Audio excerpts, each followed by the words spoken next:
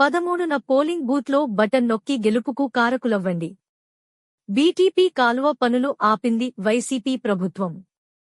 MLA అభ్యర్థి అమిలినేని యాదవుల ఐక్యత చూస్తుంటే టీడీపీ గెలుపు ఖాయం.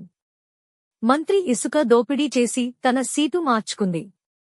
మాజీ ఎమ్మెల్సీ గుండుమల తిప్పేస్వామి ఎమ్మెల్యే అభ్యర్థికి సంపూర్ణ మద్దతు తెలిపిన యాదవ సోదరులు.